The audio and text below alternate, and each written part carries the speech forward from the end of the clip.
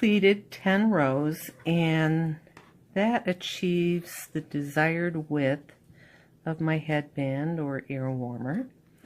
And so we're ready to clip the end of the yarn.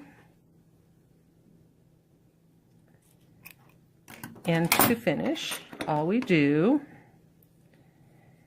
is yarn over and pull yarn all the way through and pull tight, and that completes our row, and we're finished and we're ready to begin to seam our headband or ear warmer. To do our headband, we're going to need to join it to make that circle to go around our head. There's several ways to do this. One way was the slip stitch that was shown to you in the slip stitch video. And this way of joining just uses a simple yarn needle, and you can do your joining just with the needle as if you were sewing. I am once again using the tail to do this, and that's because it helps to weave in these edges, and I'm going to show you how to do some weaving in here in just a moment, and hides it while we finish. So I like doing that as a finishing technique. You could slip stitch and mount a new thread if you don't have a long tail or a long enough tail to do this. And so with a yarn needle you would go across and be even, be consistent, match it up stitch for stitch across until you have a nice seam at the end.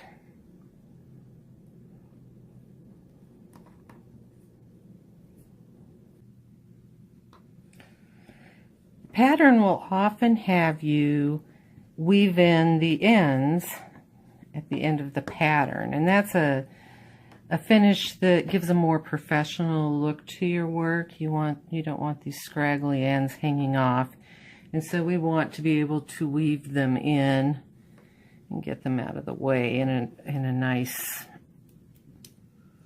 unobtrusive way. And so what we do is we'll use our yarn needle, and we'll take our end and just weave it through the, in this example, through the seam.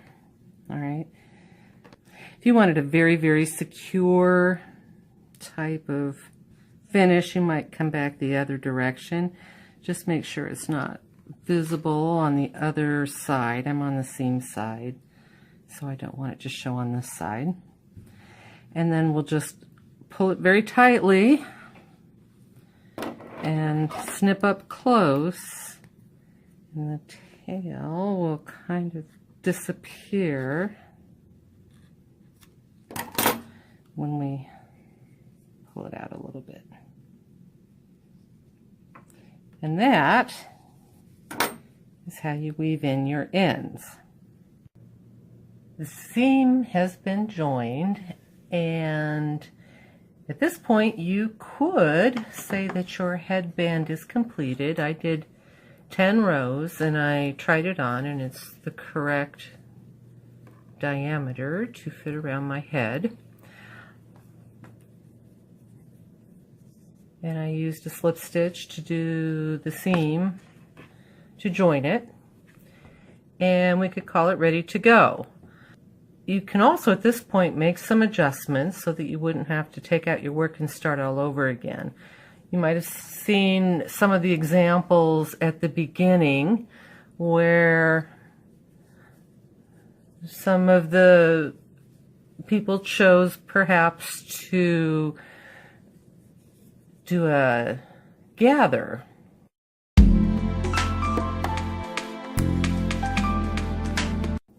Maybe the headband was a little bit too wide and they want to bring a narrow point, or just to add a bit of a gathered look to their headband for a finish.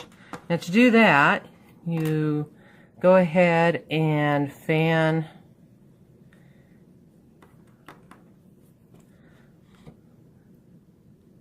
this to pull it together, and then take your yarn needle and thread and simply go through the middle with your thread and around. You can do this one or more times all the way through. Go to the underside and join that together, probably with a knot, but on the underside so that it can't be seen, and be discreet. Do tuck your edges away so they're not visible. I've also had students that went ahead and did somewhat of a wrap with the thread as a finish, which is another possibility. I want you to put your own individual touches, and then the finish is where we can do some of that.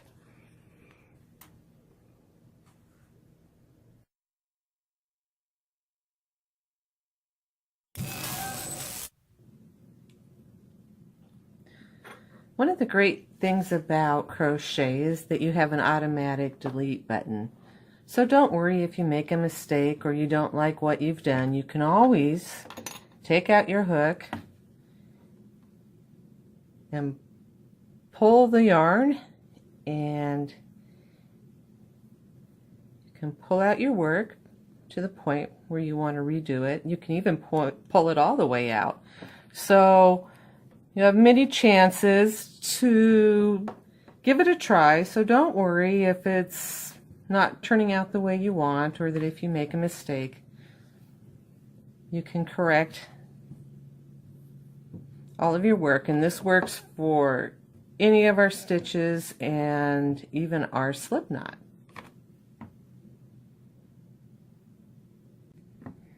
We can use finishing techniques to make adjustments after we've completed our ear warmer. For instance, perhaps you've completed your ear warmer and you find that it's just a little bit too tight to go around your head. What we can do, instead of joining, let's make some loops so that we can weave our thread back and forth through and give us a little extra room, and we can adjust it wider. So to do this, we're going to use the stitches that you've already learned and you already know. So I've come to the end of the row here, and I'm just going to turn and go right down the side. And slip stitch is a very nice finishing stitch. If you're going to go down the edge, it makes it a nice even edge, and you would go evenly across. But I'm going to make some loops so that we can weave our thread through. So I'll come around the edge. I'm going to do a slip stitch. Remember the slip stitch? We pull the loop all the way through the loop on the hook. And then I'm going to chain, let's chain 3. 1, 2, 3. And then I will slip stitch into the next opening.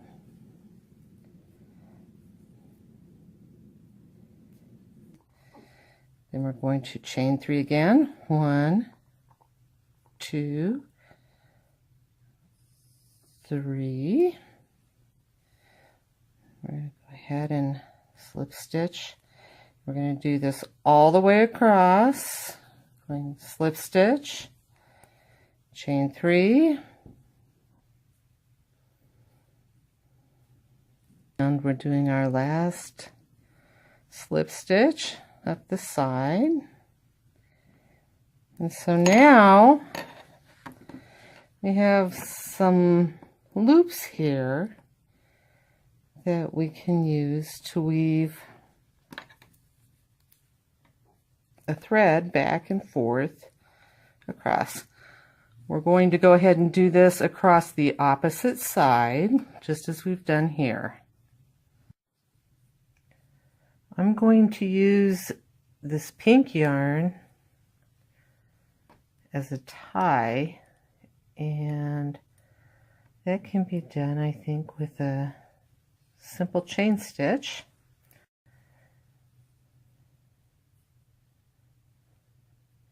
And that's what we will use to lace up the headband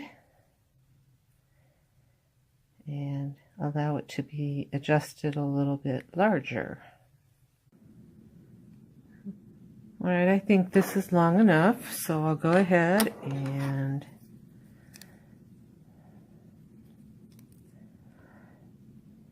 what we call fasten off.